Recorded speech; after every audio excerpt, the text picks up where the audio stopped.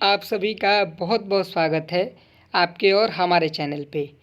तो यहाँ पे 4 ईयर इंटीग्रेटेड बीएड के बारे में इस वीडियो में बताने वाला हूँ। इसका फ्यूचर क्या है, कोर्स का सिलेबस क्या है, जब आप एडमिशन ले लेंगे उसके बाद का सिलेबस मैं इस वीडियो में डिस्कस करूँगा। क्या है जॉब, आपको जॉब कैसी मिलेगी, क्या सिर्फ टीचिंग जॉब ही इससे मिलेगी 4 ईयर इंटीग्रेटेड बीएड कोर्स करने के बाद, ये सब बातें आपको मैं आगे बताऊँगा। और यहाँ पे इन सभी टॉपिक वाइज मैं डिस्कस करूँगा एक एक करके। सबसे जो पहला और इम्पोर्टेंट होगा वो है एडमिशन। आपका इस प्रोग्राम में आईटीपी 4 ईयर इंटीग्रेटेड बीएड में कैसे एडमिशन होगा। दूसरे नंबर पे जो पॉइंट है वो कोर्स सिलेबस। जैसा कि मैंने आपको पहले बताया कि एडमिशन के बाद का सिलेबस मैं डिस्कस करूँगा, एडमिशन से पहले का नहीं। मतलब आपको किस प्रकार से पढ़ाया जाएगा उसका एक ब्रीफ में मैं आपको एग्जांपल देके समझाऊंगा कि किस प्रकार से आपका सिलेबस डिज़ाइन है और क्या क्या आपको पढ़ना होगा। तीसरा नंबर पे फ़ी सेमेस्टर वाइज क्या फ़ीस रहने वाला है अगर आप इसमें एडमिशन लेते हैं तो। प्राइवेट कॉलेज, गवर्नमेंट यूनिवर्सिटी में क्या फ़ीस लगने वाला है।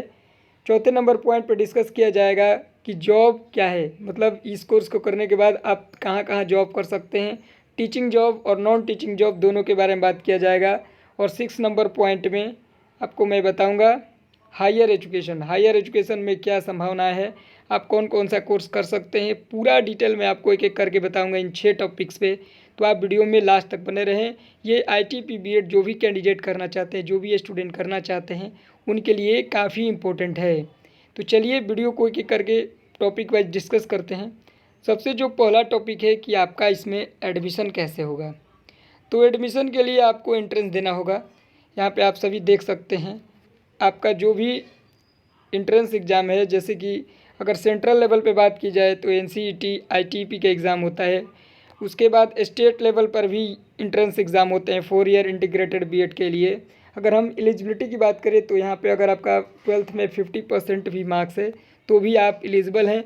अगर हम SC ST की बात करें तो अगर आपका 45% भी अगर मार्क्स है SC ST कैंडिडेट के लिए तो आप एलिजिबल हैं। जनरल और ओबीसी के लिए 12th में 50% मिनिमम मार्क्स होने चाहिए बीएड 4 ईयर इंटीग्रेटेड कोर्स करने के लिए किसी भी यूनिवर्सिटी में।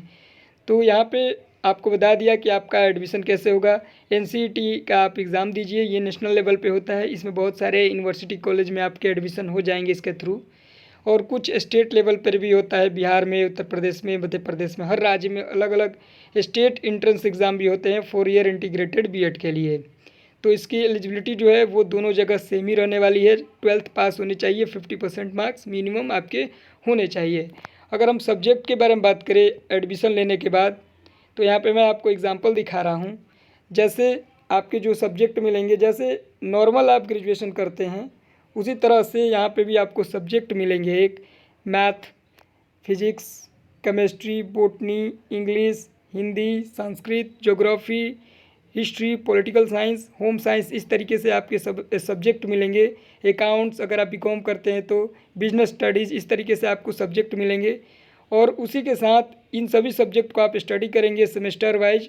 यहाँ पे टोटल 8 सेमेस्टर होने वाले हैं। ये 4 ईयर का कोर्स है, डिवाइडेड बाई हर ईयर में आपको दो सेमेस्टर का एग्ज़ाम देने होंगे 6 महीने पे। और यहाँ पे कुछ टीचिंग सब्जेक्ट भी उसी के साथ आपको मेन सब्जेक्ट के साथ ही पढ़ाए जाएंगे। तो जैसे पेडोलॉजी आपको पढ़ाया जाएगा, असेसमेंट फॉर लर्निंग पढ़ाया जाएगा, टीचिंग एंड फील्ड वर्क से संबंधित कोर्स कराया जाएगा। यानी कि बीएड और जो मेन आपका कोर्स है जैसे math, physics, history, political science, chemistry, इनके साथ ही बीएड के भी 1-2 सब्जेक्ट आपको पढ़ाए जाएंगे। और इसी तरह से आपका पूरा कोर्स समाप्त किया जाएगा। बीएड के भी कुछ सब्जेक्ट साथ चलेंगे और आपके जो मेन सब्जेक्ट है वो भी साथ चलेंगे।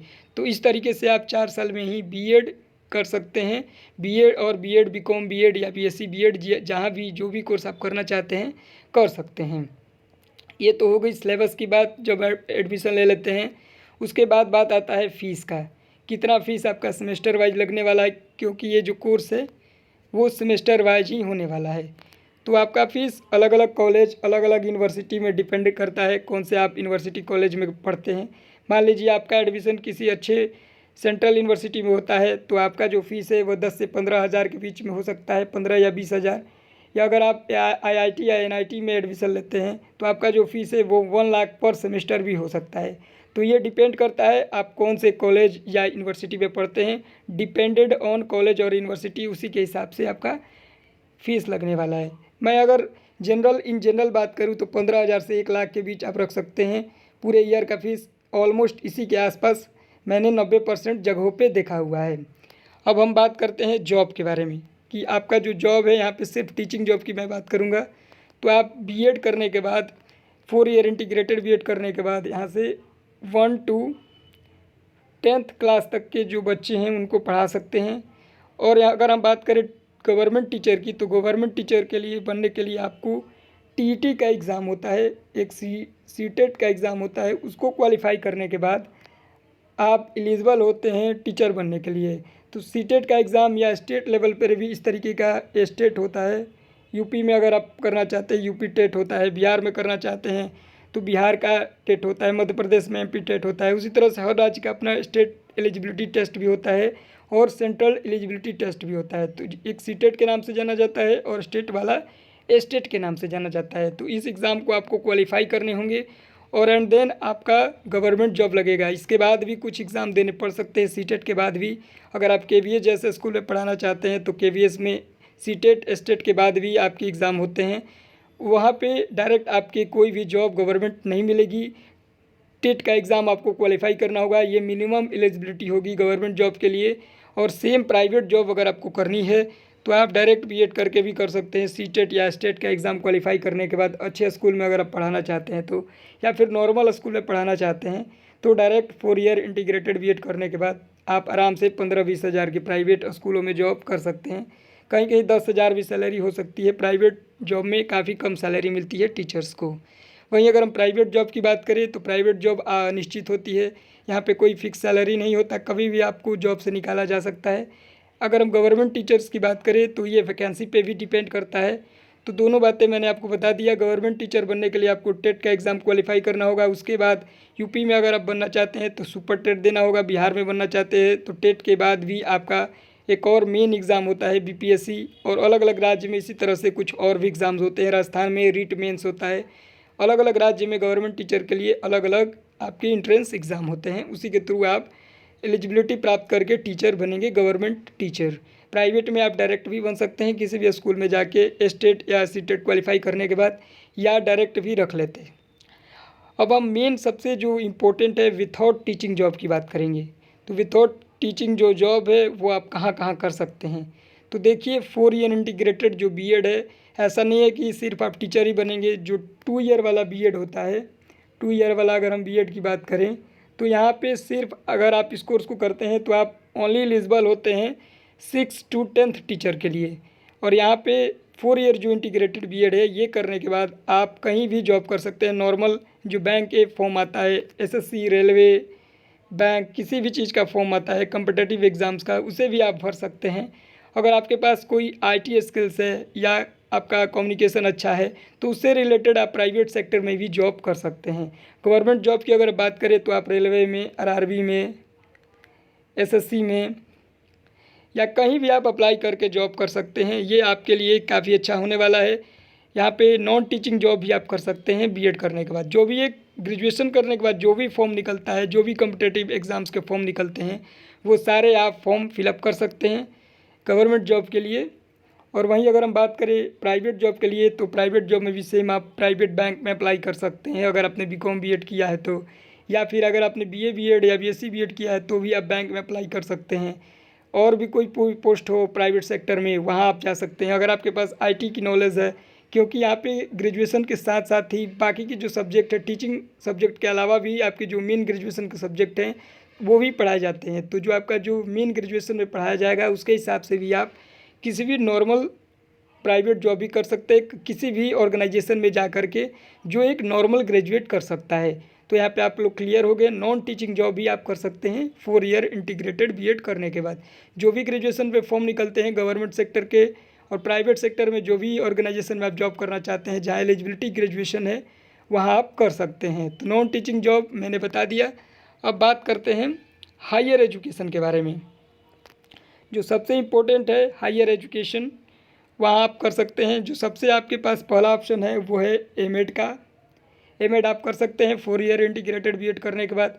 यहाँ पे अगर आप एमएड कर लेते हैं तो आप जो भी बीएड के कॉलेज हैं या बीटीसी के कॉलेज हैं वहाँ भी आप पढ़ा सकते हैं आराम से। ये भी आपके लिए एक जॉब अपॉर्चुनिटी है। और अगर आप कोई और नए कोर्स करना चाहते हैं, जैसे कि मैनेजमेंट में जाना चाहते हैं, आपका मन बदल गया 4 ईयर इंटीग्रेटेड कोर्स करने के बाद, अब आपका मन नहीं है टीचर बनने का, तो आप MBA कोर्स कर सकते हैं या मास्टर्स कोर्स कोई भी कर सकते हैं, जैसे MA MSc MCOM कोई भी कोर्स जो भी आप इंटरेस्टेड है जिस भी कोर्स में, वो कर सकते हैं। MCA कर सकते हैं, कोई भी कोर्स आप कर सकते हैं मास्टर्स लेवल पे। MSc भी कर सकते हैं अगर आपने BSc B.Ed किया हुआ है तो। उसके बाद अगर आप डायरेक्ट PhD भी करना चाहते हैं, अगर आपका मार्क्स 75% से ज़्यादा है तो डायरेक्ट आप PhD भी कर सकते हैं यहाँ पे, बिना PG किए हुए भी। 75% का मार्क्स आपके पास होना चाहिए मिनिमम, तब आप PhD डायरेक्ट भी कर सकते हैं। तो ये तो है आपके सामने जो ऑप्शन हायर एजुकेशन का। और जो आपके सामने इम्पोर्टेंट हायर एजुकेशन का ऑप्शन है कि आप लेक्चर या प्रोफेसर भी बन सकते हैं या रिसर्च भी कर सकते हैं। PhD करने के बाद आप रिसर्च भी कर सकते हैं। नेट JRF क्लियर करके आप असिस्टेंट प्रोफेसर बन सकते हैं किसी भी संस्थान में। इसके लिए न्यूनतम जो मिनिमम एलिजिबिलिटी होती है वो है UGC net. UGC net qualify करने के बाद आप असिस्टेंट प्रोफेसर की जॉब के लिए गवर्नमेंट और प्राइवेट सेक्टर में एलिजिबल हो जाते हैं। अगर हम बात करें इसकी एलिजिबिलिटी की नेट JRF की, तो आप कोई भी इनमें से कोई भी अगर आप कोर्स कर लेते हैं मास्टर्स कोर्स, तो इसके बाद भी आप एलिजिबल होते हैं। लेकिन अगर आप PhD करना चाहते हैं इसके बाद आप ये करते हैं तो आपके लिए ज़्यादा बेहतर है। तो ये पूरा डिस्कस मैंने इस वीडियो में किया कि 4 ईयर इंटीग्रेटेड B.Ed कोर्स आप करते हैं तो क्या क्या कर सकते हैं, आपके पास क्या क्या ऑप्शन है सरकारी सेक्टर में, प्राइवेट सेक्टर में, government job, private job, non teaching job, सारी कुछ आपको मैंने इस बताया। यहाँ पे जो सिलेबस है वो भी मैंने डिस्कस किया ब्रीफ में, सारांश इसका बताया कि आपको क्या क्या कैसे कैसे पढ़ना होगा। और जो आपका एक भ्रम है इस कोर्स को लेकर के कि आप सिर्फ टीचर ही बनेंगे, तो ऐसा कुछ नहीं है। यहाँ से आप 4 ईयर इंटीग्रेटेड B.Ed करने के बाद टीचर्स के अलावा भी बाकी के जो जॉब्स हैं वो भी कर सकते हैं। तो इस वीडियो में बस इतना ही। ITEP या CUET से रिलेटेड अपडेट के लिए मेरे चैनल को आप सब्सक्राइब कर लीजिए। Thank you.